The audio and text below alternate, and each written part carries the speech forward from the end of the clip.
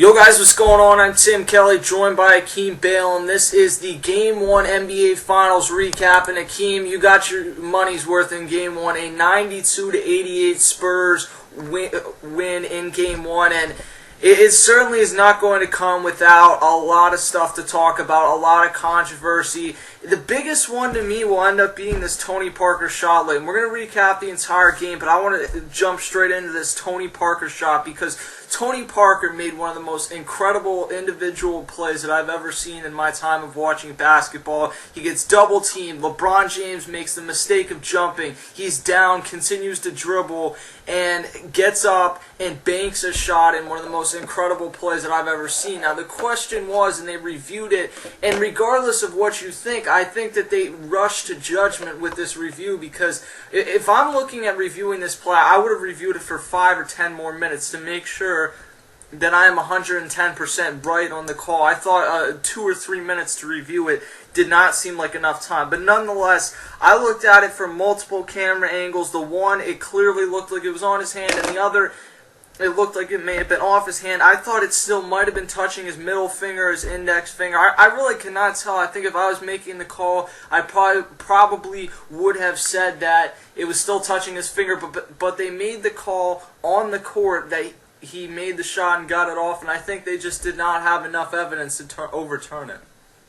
Great point. You're right. They didn't have enough evidence to really overturn it because they had already made that initial call on the court that he had made the shot. And it was also a great point that you made as well as how much time that they took as far as reviewing it. I mean, this is Game 1 of the NBA Finals between two very evenly matched teams. I mean, who knows? It could be a call like this that we may be looking at in the future. We may be looking at a Game 7 if San Antonio wins this series. We may be going back looking at this call saying that this could have been a series-deciding call that determines the NBA Finals in the Spurs' favor. But you're right, the multiple camera angles and the fact that they reviewed it, it looked extremely close. I mean, it was practically just one single frame of video that decided it. And, you know, it seemed like to me that when they looked at it from one of the camera angles from across the court, it seemed like to me that he got it off, and another one of the camera angles, it didn't look like that he did, but it was very close. But the shot in itself, considering it was off balance, and it looked like it was a great possession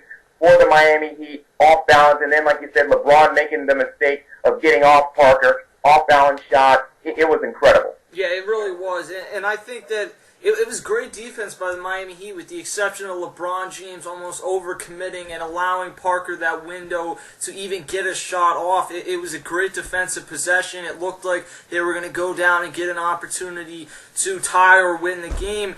And Tony Parker just makes one of the most stone-cold clutch shots, and that really sums up this game for the Spurs. 21 points for Tony Parker, 6 assists, 2 steals. I think he had 9 or 10 points in the fourth quarter. He was tremendous. And then you look over to LeBron James, and I don't even know what to take out of this game for LeBron James, because you look at 18 rebounds and 10 assists and another triple-double in the playoffs, and you say, just another amazing, incredible performance by LeBron James, and he did it differently today. But then you also look at 18 points in the NBA Finals, and yet averaged 17 against Dallas, and that was considered choking. Well, I don't think he choked tonight.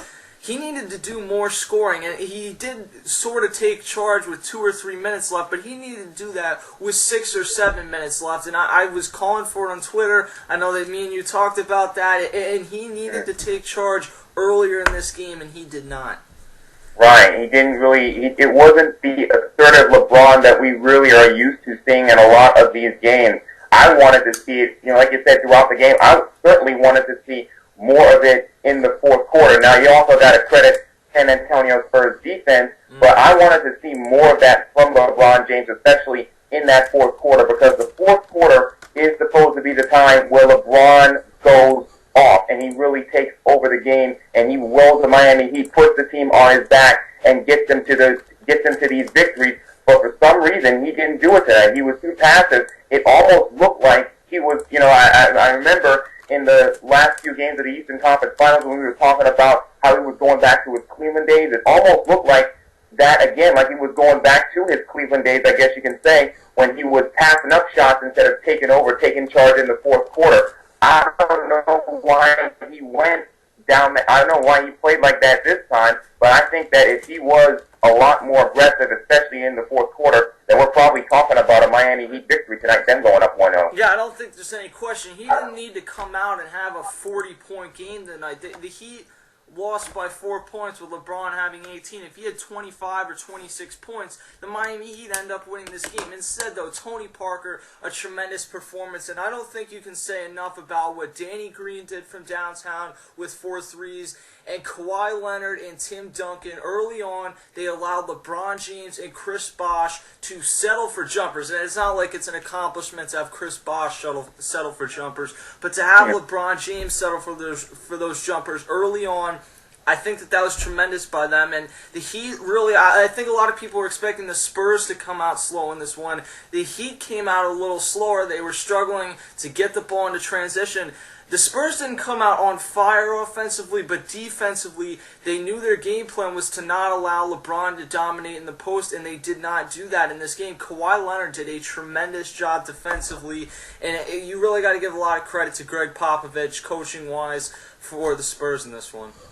That was the obvious advantage that the San Antonio Spurs have in terms of the coaching. I mean, Greg Popovich, he doesn't have those 4 rings on his collective fingers for a reason. I mean, he clearly, and especially in that fourth quarter, he clearly out-coached Erik Spoelstra in this game. And like you said, San Antonio, they came out, they had that 9-0 run early on in the first quarter, and then Miami Heat comes ahead and they have a run of their own, and they're able to take the lead at the end of that first quarter. It was 24-23. One of the reasons why the Miami Heat were able to come back was because Tim Duncan early on, he struggled. He did not have any points in that first quarter, and then of course he got hot in the second half. Of course, he finished with a pretty good game. But like you said, Kawhi Leonard with the defense, and also they got some pretty good minutes from Danny Green and Gary Neal as well. So also you got to commend the San Antonio Spurs role players as well for really a pretty good performance tonight. I think going into Game 2, what the Heat needed, the Spurs need to come out with an extremely similar game plan in Game 2. Hope that Tim Duncan is a little bit more effective in the first quarter, but he still finished with 20 and 14, pulled down 3 big offensive boards, had some big free throws late. There's not a ton different that I would like to see out of the San Antonio Spurs. From the Miami Heat perspective, I think they need to get the ball back into LeBron's hands a little bit more. I think it's nice to see Dwayne Wade have the ball in his hands and get a chance to get to the hoop, but it cannot be every possession to the point where you have LeBron James on the perimeter. He is going to be most effective when he's allowed to drive and dish, take the layups, whatever. I mean, it's not that he needs to be in his hands every time, but it needs to be a majority, especially in the late third and early fourth quarter. I don't know what to think about Chris Bosh at this point. He missed a wide open 3, and people are killing LeBron for making that pass. He had 2 guys coming onto him, and Chris Bosh standing there literally wide open, and he misses that 3. And I'm just infuriated as an NBA fan with watching Chris Bosh, who is 7 foot tall, stand on the 3-point line rather than going inside and battling in there like he should be. That's the part that pisses me off the most about this game. I think LeBron needs to be more aggressive. I think they need to find a happy medium with Dwayne Wade, and Chris Bosh needs to stop being soft. And for the Spurs, there's not a ton you can change. You just hope that Miami doesn't change the ton that they did. Right, exactly. I thought if there was one thing that I think I would change for the San Antonio Spurs, is probably not to take as many threes as they did, because it seems as though that they struggle with that in the second half. So maybe they can cut down on the threes, try and drive themselves a little bit more with Parker, with Ginobili, with Duncan. Like you said, the role players, like I said earlier, the role players for the San Antonio Spurs, you gotta commend their performance tonight, and and everything else that happened.